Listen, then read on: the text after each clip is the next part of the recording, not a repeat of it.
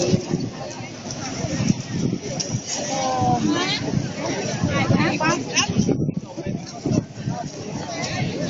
าเงียบไปกับน้องมองมากเลยพี่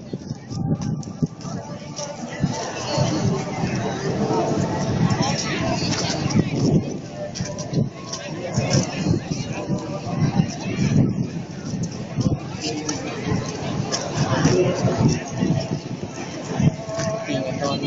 ไอ้นู่นน่ะประมาณนี้ตอนแรกก็ได้ไปถ่ายใกล้ แล้วได้ตรงไหน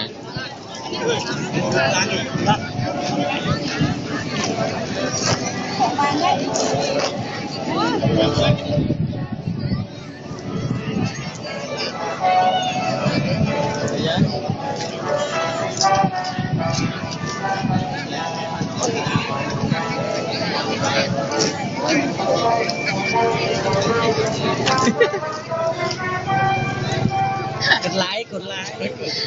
ถ่ายวิดีโออันนี้มา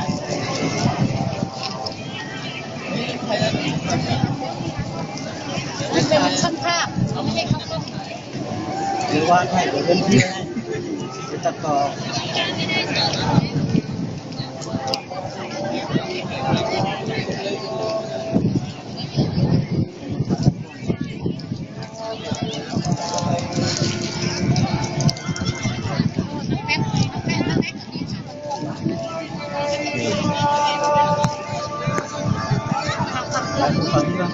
ไหนดูสิ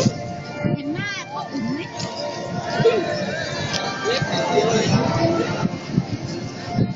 ไปใกล้ๆ เวลาจะมี ไปดีกว่า